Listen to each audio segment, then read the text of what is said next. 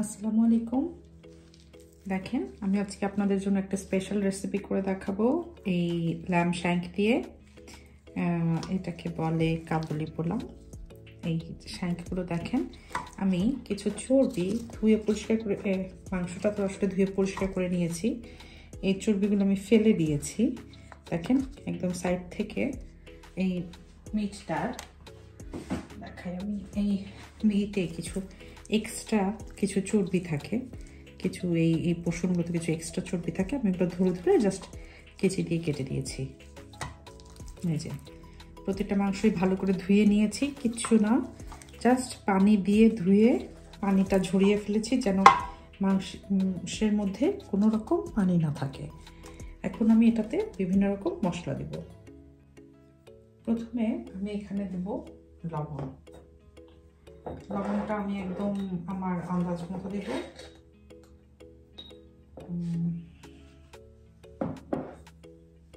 আমি গাছটা খুলে আপাতত লবণটা দিয়ে নিচ্ছি। লবণ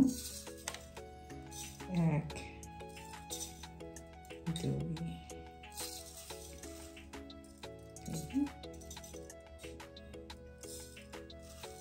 নিচে আরেকটা আছে, আমি উল্টে পরে আবার দিয়ে দেবো চাট। আসলে একটা বাটিতে মশলাটা মাখালে মনে হয় বেশি ভালো হতো। আমি এই যে একটা বাটি নিয়ে নিয়েছি, এটাতে আসলে আমি প্রায় 3 টেবিল চামচের মতো আদা রস নিয়েছি। যেহেতু এখানে আসলে খুবই অল্প স্পাইসেস যাবে, বেশি যাবে না। এটা হচ্ছে মরিচ গুঁড়া। মরিচ গুঁড়া আমি প্রায় 1 চামচের মতো দিয়ে দেবো। এটাতে পরে আরো স্পাইস দেবো, আমি শুধু এখন ম্যারিনেশন দিচ্ছি। এটা হচ্ছে সাদা গোলমরিচ গুঁড়া, এটাও আমি প্রায় 1 চা চামচের মতো দিয়ে দিব।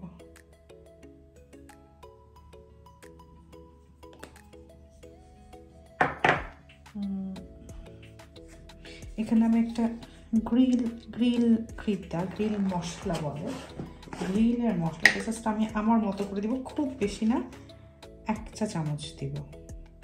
এখানে আসলে বলা চলে আদা রসুন শুকনা, তারপরে এর সাথে ধনিয়া জিরার একটা মিশ্রণ এটার মধ্যে আছে। গোলমরিচ দিলে খুব ভালো হয়। এটা হচ্ছে গরম মশলা। এই গরম মশলাটা আমি 1 চা চামচের মতো দিব, খুব বেশি না, উঁচু করে 1 চা চামচ দিব। 1 চা চামচ দিব কারণ আমি এটা ম্যারিনেট করব।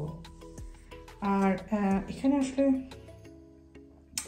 বিরিয়ানির টেস্ট আসবে না, যেই কারণে আমি দেশি কোনো বিরিয়ানি স্পাইস দিচ্ছি না। এটা হচ্ছে বিরিয়ানি মশলা। এটা বিরিয়ানি মশলা লেখা, কিন্তু এটা আসলে আমাদের দেশের বিরিয়ানির মতো না, এটা অনেকটা গরম মশলার মতো। এটা আমি 1 চা চামচ দিয়ে দেব।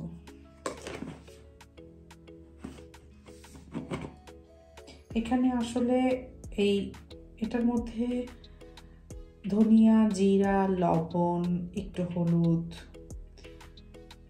রসুন আদা পেঁয়াজ মরিচ এগুলো আছে।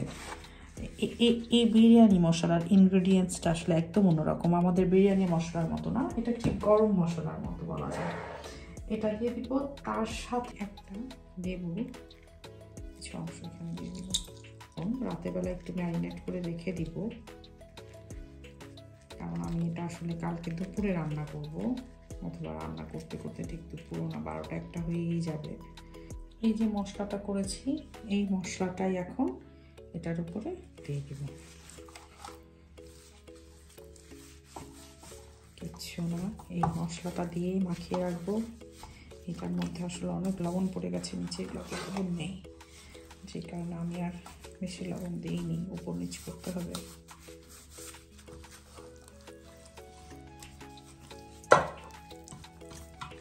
ফুল হলো কোথায়, দিক থেকে ঢাললে ভালো হতো।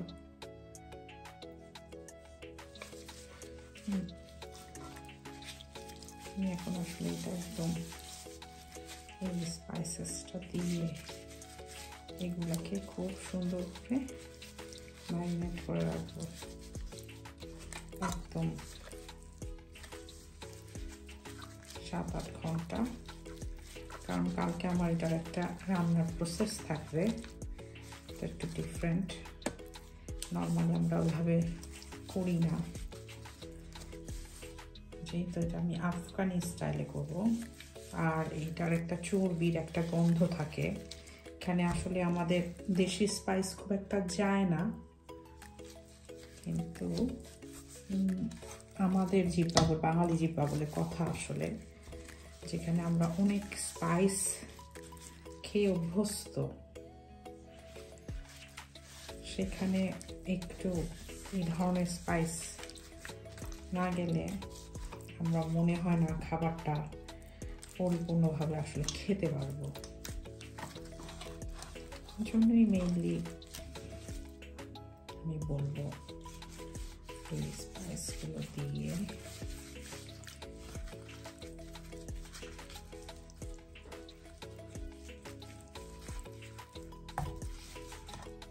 ঝাল তো হবেই, তাও খুব বেশি না আসলে।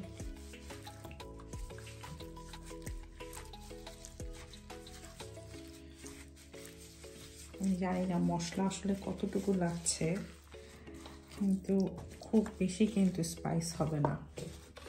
এটা আমি যখন কালকে রান্না করব স্পাইস একদম কমে যাবে।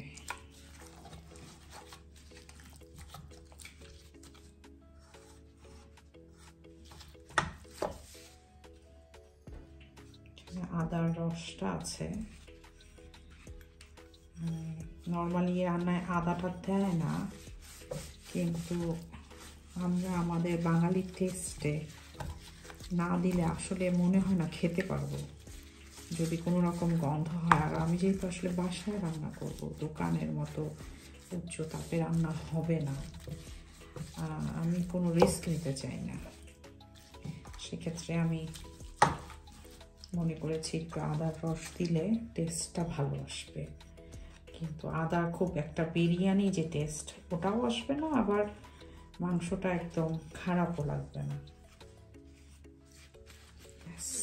তো হয়ে গেল, আর দিয়েছি পেট থেকে উপরে ফয়েল দিয়ে, তারপর রেখে দিব যেন গন্ধ না হয়।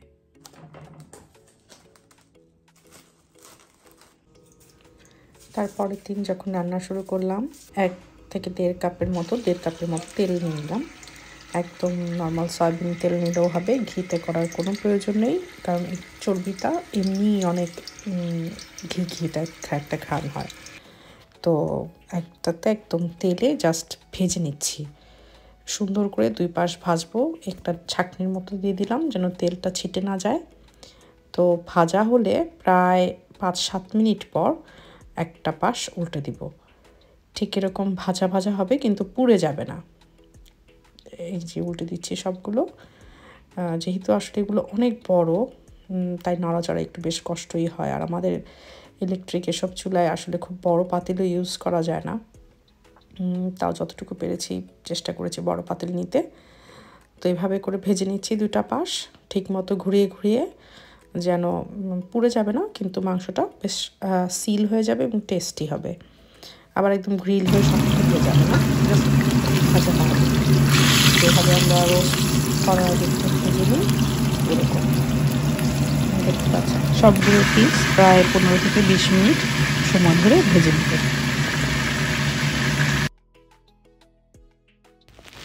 ওভেনটা 45 মিনিটের জন্য 180 ডিগ্রিতে প্রিহিট শুরু করে দিব, কারণ এর পরবর্তী প্রসেসটা চুলায় আর হবে না, ওভেনেই চলে যাবে। তো এই চুলায় একটা বড় ওভেনে একটা বড় হাঁড়ি দিয়ে দিব, আরেকটু বড় হাঁড়িতে দিয়ে দিব। এখন যে তেলে মাংসগুলো ভেজেছিলাম সেই তেলেই প্রায় 2 কাপের মতো পেঁয়াজ কুচি দিয়ে দিলাম, সাথে কিছু কাঁচামরিচ, 1/2 কাপের মতো রসুন কুচি, আর 1 টেবিল চামচের মতো আদা বাটা। যেহেতু আমরা বাঙালি একটু আদা বাটা না দিই না, তাই এই জায়গায় সামান্য একটু আদা বাটা দিয়েছি। আর এখন 1 চা চামচ উঁচু উঁচু করে ধনিয়া গুঁড়া, 1 চা চামচ জিরা গুঁড়া, আর কিছু স্পাইসেস দিচ্ছি যেহেতু টেস্টটা একটু বাড়ে। 1 চা চামচ গরম মশলা গুঁড়া, এখানে আমি 1/2 চা চামচ জয়ত্রী গুঁড়া নিয়েছি, শুধু জয়ত্রী জায়ফল গুঁড়া দুটো নিয়েছি, 1/2 চা চামচ। আর এই 1 চা চামচ দিয়ে দিলাম যে বিরিয়ানি কিংবা গরম মশলা ফ্লেভারটা আমি আগে দেখিয়েছিলাম ওটা। তো আপনারা চাইলে 2 চা চামচ গরম মশলা দিয়ে দিবেন। 1 চা চামচের পরিবর্তে এটা হচ্ছে মাংসটা যে ম্যারিনেট করে রেখেছিলাম সেটা পানি দিয়ে ধুয়ে দিলাম বলটা, কারণ এখানেও অনেক স্পাইস রয়েছে যেটা দিয়ে আমি মাংসটা ম্যারিনেট করেছি কালকে। তো এখন এই পেঁয়াজটা ভাজছি সুন্দর করে মশলার সাথে। আর এখানে একটা মজার জিনিস দিয়েছি, সেটা হচ্ছে ভেজিটেবল যে ফ্যাটটা, ম্যাগি কিউব আপনারা কিনতে পাবেন, ম্যাগির ভেজিটেবল কিউব, সেটা দিয়ে দিবেন 2টা। তো আমি ওটা দিয়ে তারপরে এখানে একটু পানি দিয়ে দিচ্ছি যেন মশলাটা পুড়ে না যায়, কারণ অনেকগুলো গুঁড়ো মশলা রয়েছে, সাথে আপনার কিছুই পেঁয়াজও রয়েছে আর আগের মশলা তো রয়েছেই। আর এখন এই পানির উপরে আমি হচ্ছে এই ভেজিটেবলস যে ফ্যাটটা, এটা আসলে জাস্ট টেস্টটা বাড়ায়, ভেজিটেবলের এক ধরনের টেস্ট থাকে, তো এটা এই রাইসটাতে দিলে খুব সুন্দর একটা টেস্ট হয়। বাজার থেকে আপনারা যে কোনো দেশে এই ম্যাগিটা পাবেন অ্যাভেলেবেল, বাংলাদেশে তো ম্যাগিটা খুবই অ্যাভেলেবেল। এরপরে হচ্ছে আমি একটু লবণ দিয়ে দিলাম, কারণ লবণ লাগবে এখন আমার এখানে মনে হচ্ছিল। তো আমি লবণটা টেস্ট করেছি, পানিটা টেস্ট করেছি, দেখেছি লবণ লাগবে, তো আমার আন্দাজ মতো আমি লবণ দিয়ে দিচ্ছি, প্রায় 6-7 চামচ চা চামচের মতো লবণ দিয়ে দিলাম। ভালো কথা, কিউবসগুলোতে কিন্তু লবণ থাকে, অতএব অবশ্যই লবণটা টেস্ট করে নেবেন। এবার আমি একটা বড় পাতিলে, আমার যে পাতিলটা আমি ওভেনে দিব সেটাতে ভাজা যেই শ্যাঙ্কগুলো দিয়ে দিলাম। এরপরে পুরো মশলাটা আমি এটার উপর দিয়ে দিব সুন্দর করে, যেন আমার এই লামটাকে কভার করে। পুরো পেঁয়াজ, আদা, রসুনের যেই মশলাটা আমি এতক্ষণ মিশ্রণটা চুলায় করলাম, এখন এটাকে আমি 45 মিনিটের জন্য ওভেনে দিয়ে দিলাম। ফিরে আসছি 45 মিনিট পরে।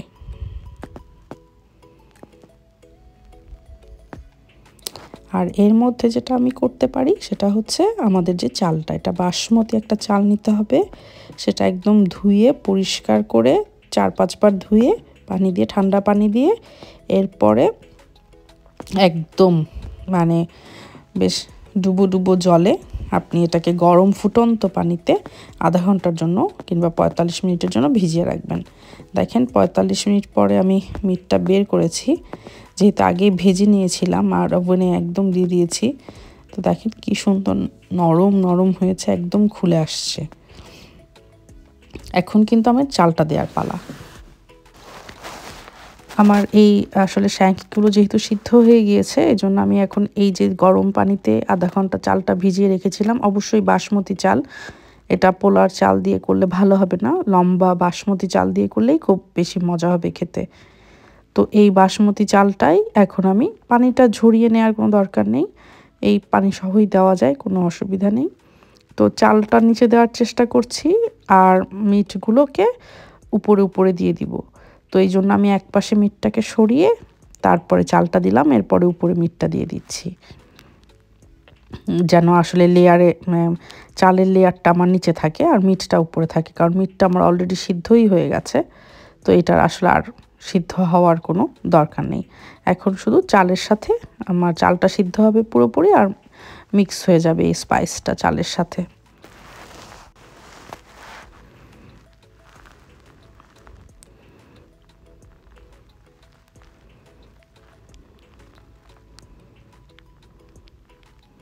এবার আরেক পাশে সরিয়ে নিয়ে পুরো চালটা ঢেলে দিলাম পানিটা সহই।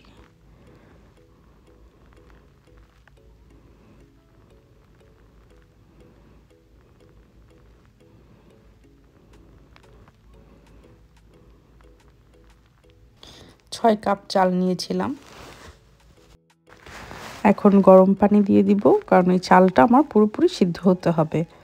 তো আমি এখানে 3 কাপ গরম পানি দিয়ে দিচ্ছি, কারণ আমার অলরেডি কিছু পানি এখানে আছে। আন্দাজ করে 3 কাপ দিয়ে দিচ্ছে। এবার আমি মেপে দেখাবো যে আসলে ঠিক কতটুকু পানি এটাতে দরকার, তাহলে বুঝবেন যে আপনার চালটা সিদ্ধ হয়ে যাবে, কারণ চালটা একদম নরম হয়ে যাবে না। আর এটা বাসমতি চাল তো, দেশি চাল না। তো আর আগে থেকে যেহেতু ভিজিয়ে রেখেছিলাম আধা ঘন্টার জন্য গরম পানি দিয়ে, তো এই জন্য একটু চালটা ডিফারেন্ট ভাবে পানির মেজারমেন্টটা হবে আর কি। এখন আমি আরেকটু লবণ দিয়ে দিচ্ছি, কারণ আমি যে টেস্ট করে দেখেছিলাম লবণটা কম হয়েছে, পানিটাতে টেস্ট করবেন। চালের পানিতে লবণটা টেস্ট করলে বোঝা যাবে যে আসলে লবণটা হয়েছে কিনা। তো আমি টেস্ট করে দেখেছি পানিতে লবণটা কম লাগছিল, তাই জন্য আরবার 3-4 চামচের মতো লবণ দিয়েছি। এই দেখেন আমি একটা কাঠের চামচ ডুবালাম, এটার হাফ। তার মানে আমরা যেভাবে বসা ভাত রান্না করি আমাদের 1 কড় থেকে নিয়ে আরেকটু বেশি, ওরকম একটু চা চামচের হাফ চা চামচ ওরকম হলেই, দাগ হলেই আমরা বুঝবো যে আমাদের পানি ঠিক আছে। এখন আমি আরেকটা ওটা আবার ওভেনে দিয়ে দিয়েছিলাম, আর আরেক চুলায় এখন আমি হচ্ছে জুলিয়ান কাট করে রাখা গাজর ঘিয়ে ভাজবো, সাথে কিশমিশ। চালটা আমি 40 মিনিটের জন্য দিয়েছিলাম 180তেই। দেখেন কি ঝরঝরে হয়েছে। 40 মিনিট পর যখন আমি নামালাম, এখন আমি বেড়ে নিচ্ছি, খাবারের জন্য একদম রেডি। নিচে একটুও লেগে যায়নি, আর এটা এত স্পাইসিও না, আবার এত ঘি ঘি একটা ফ্লেভার আসে যে এক্সট্রা করে আসলে এটাতে ঘি দেওয়ার কোনো দরকার নেই, যেহেতু অনেক চর্বি থাকে মাংসটার ভিতরে, শ্যাঙ্কে। তো এখন আমার ওই গাজর আর কিশমিশটা আমি উপরে দিয়ে দিচ্ছি। এটা ডেকোরেশন প্লাস খাওয়া দুইটাই একসাথে। দেখতেও সুন্দর লাগে, খেতেও মজা লাগে এই রাইসটার সাথে। একটু মিষ্টি মিষ্টি লাগে যেহেতু গাজরটা একটু মিষ্টি, আর আফগানিরা তো এভাবেই আসলে খায়। দেখেন সুন্দর লাগবে দেখতে। একদম শেষে ছবিটা দেখতে ভুলবেন না, তাহলে বুঝবেন যে কিভাবে পরিবেশন করা যায়। এই যে আমি আমার গেস্টের সামনে পরিবেশন করলাম। আসলে এরকম একটা খাবার থাকলে গেস্ট মুগ্ধ হয়ে যায়। আমি আজ পর্যন্ত যতজনকেই রান্না করে খাইয়েছি সবাই অনেক প্রশংসা করেছে। অনেকগুলো স্টেপ, একটু কষ্ট, কিন্তু অনেক মজাদার খাবার। ভালো থাকবেন, চেষ্টা করবেন।